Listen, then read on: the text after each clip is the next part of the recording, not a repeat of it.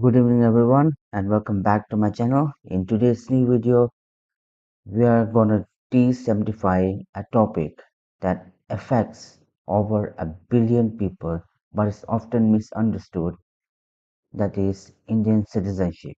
We will be breaking down the constitutional rules, understanding India's strict single loyalty principle and looking at how the laws have evolved up to the recent legislative reform. Let's dive in. Now, to make it easy to follow, I have divided our presentation into three clear sections. First, we will look at the constitutional roots, that is, the baseline rules established back in 1950. Second, we will cover the mechanics of how you join and exit, meaning the legal pathways to get an Indian passport and citizenship and the ways you can lose it. Finally, we'll look at modern changes, specifically how the laws adapt over time, including a simplified look at the Citizenship Amendment Act of 2019. Now, let's start at the very beginning, the constitutional blueprint. When India became a republic, the framers had to decide who exactly constituted we the people. Now, Now, before we look at how citizenship works today, you have to understand the most foundational rule of the Indian system. India allows zero dual citizenship, unlike the US or the UK. India enforces a strict single loyalty rule under Article 9. This means the exact moment you voluntarily acquire a foreign passport, your Indian citizenship automatically vanishes. There is no overlap and there are no exceptions to this rule. So the Constitution set the baseline in 1950, but how do we handle people born in 1980s or 1990s or 2010s or 2020s?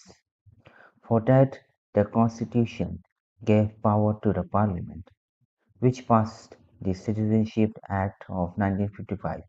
Let's look at the actual pathways in and out. Now,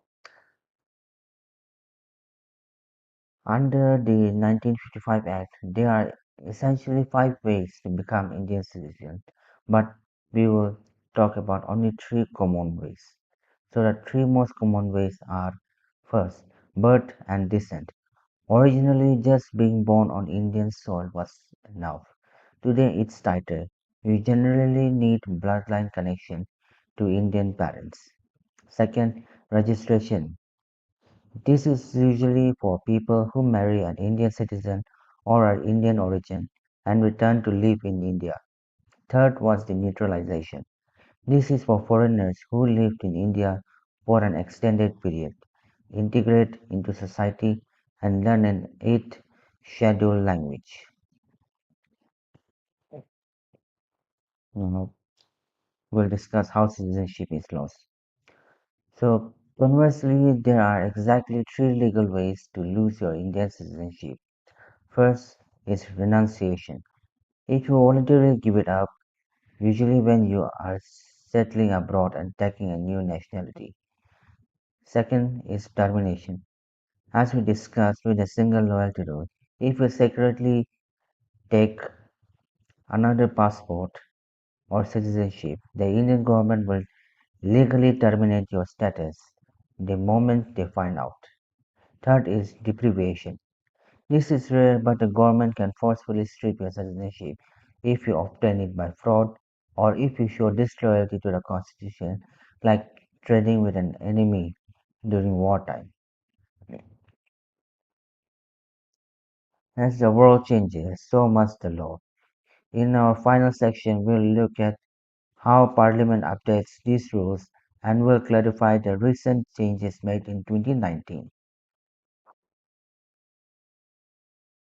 Now we'll look at how rules are changed. Now, you might wonder how a country changes its citizenship rules. Under Article 11, the framers gave Parliament absolute power to regulate this. This means the rules aren't frozen in the Constitution.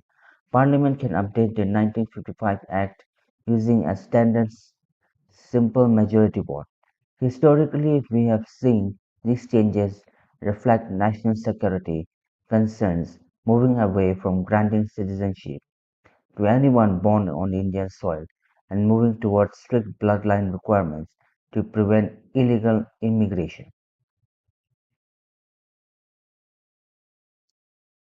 Now, this brings us to the Citizenship Amendment Act of 2019. The Citizenship Amendment Act of 2019 made two highly specific legal changes. First, it targeted a specific demographic, religious minority, who fled persecution in Pakistan, Bangladesh, and Afghanistan and arrived in India before the end of 2014. Second, the core legal change is that it removed their illegal migrant status and fast-tracked their path to naturalization, reducing the waiting period from 11 years to 5 years. It's also important to note it exempts certain protected tribal and inner line permit regions. Now, when we look at the timeline, a clear pattern emerges. We started with a very open policy in 1955. By 1986, concerns over border crossing meant you now needed at least one Indian parent to claim citizenship by birth. By 2003, rules tightened further. One parent must be Indian and the other absolutely cannot be an illegal immigrant. And in 2019, we saw the CAA carve out exemption for specific persecuted groups. The overarching theme is gradual tightening of borders combined with specific humanitarian pathways. Now, to tie all of this together, look at this visual map. We started with our 1950 baseline and decolonization. We established the hard boundary of single citizenship. We walked through the five ways to get in and the three ways to get out. And we explored how simple parliamentary majorities have adapted these laws over the last 70 years to balance national security with human realities. Now we have come to the end. We will look at summary and key takes away. As we bring our journey to a close, let's step back and look at the big picture. If you remember nothing else from today's discussion, I want you to walk away with these three core takeaways. First, the constitutional anchor. Remember that Part 2 of our Constitution, Articles 5 through Article 11, was never designed to be a permanent, unchangeable code. It was a vital transitional baseline. The framers had to define who we the people were amidst the turbulent human realities of partition and decolonization. It was a snapshot of a moment in history that successfully stabilized the identity of a brand new republic. Second was India's absolute single citizenship principle. Under Article 9, single citizenship is non negotiable. By strictly banning dual passport, the Constitution preserves national unity and ensures a singular focus of loyalty. In one of the most diverse nations on earth, this law guarantees that there is no division of national duties. You are an Indian citizen first, last, and always. And finally, the dynamic legislative framework. Because of Article 11, the rule of citizenship are alive and responsive. Parliament holds the absolute power to modify this rule via simple majorities.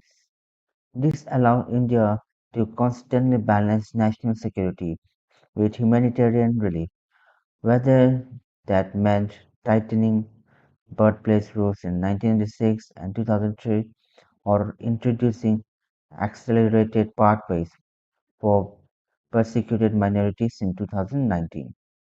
Understanding these three pillars is the key to understanding how India defines its national family. Now, thank you so much, guys, for joining me in this video. We are done with this video now. I hope all of you enjoyed. We will meet again in the next video. Till then, take care and stay safe. Bye.